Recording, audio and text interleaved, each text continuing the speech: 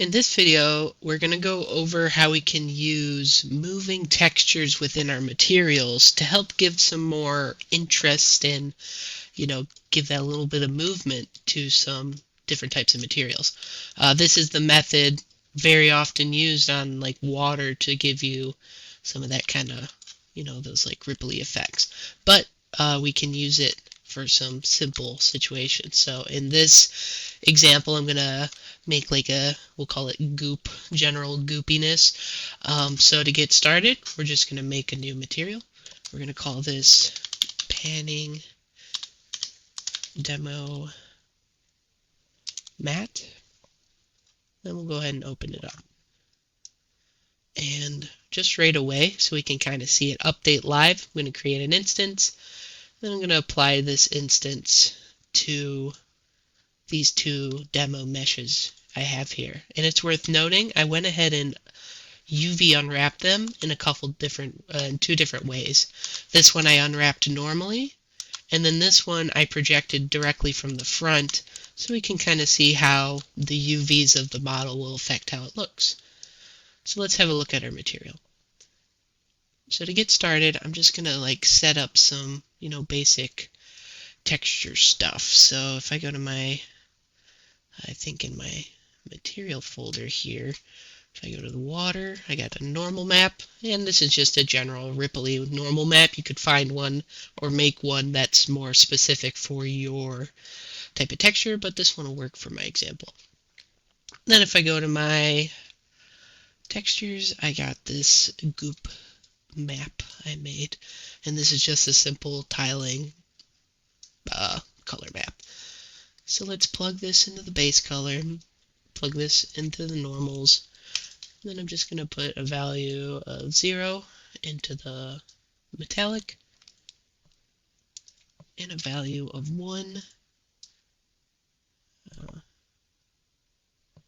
a value of, let's drop that down, like 0.5, 0.25, I want it pretty shiny, 0.25 into the roughness. I'll just plug this into the specular for good measure. And this is what we'll start with material-wise. If we save this, we should now have it on our material here. So let me shrink this window so we can kind of see it in action as we work. So the classic way to make stuff move, and this has a lot of utility and uses, is a panning node. So if we search pan or a panner node and search panner, it'll give us this guy. And so we have to plug in a couple things. If we click on it, we see speed X and speed Y. So let's kind of plug this in by default and see what it does. We'll have to grab some texture coordinates, texture coordinates, and plug those into the coordinates just so it knows where it is. Then if we plug this panner into the UVs of the color and set the X speed to like 10. Oh, that's a lot. That's too fast. Let's put it to 1. And let's drop it even more, 0.25. And then actually I want it to go on the... You see, if you put it in both of them, we kind of get a diagonal movement. If you put it in one of them, you get either a vertical or a horizontal movement. If I put it to the cube, you can see it more clearly. And I'm going to drop it even further, 0.05. I want it pretty subtle. If we save this, we can start to see it go. And already, I think I want it to go the other way, so I can simply go negative 0.05 and save it.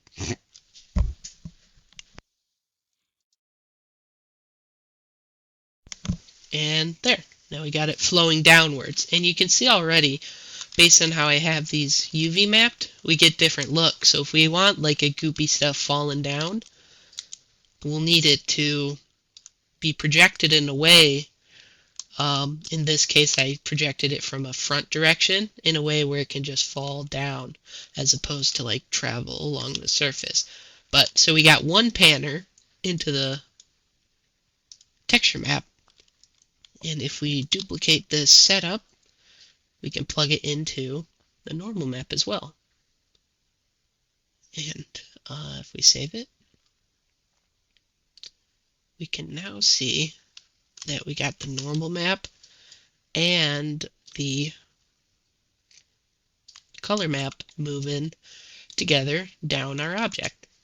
So that's kind of how it works on a base level, but you can start to get a little trickier with it, we'll say.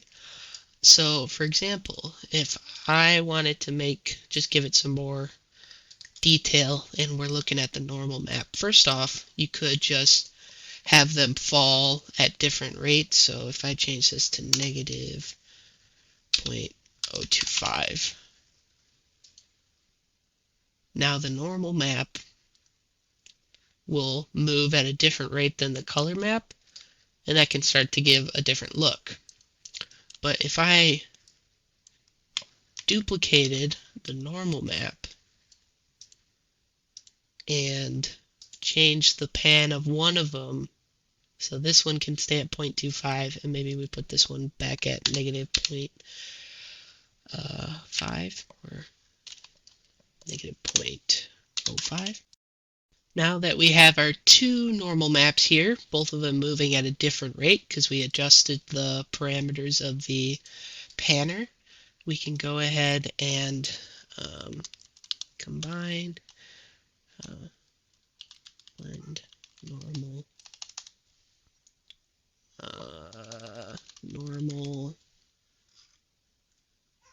blend angle corrected normals, which will let us combine two normal maps together. And then we plug this into our normals. Now let's save it.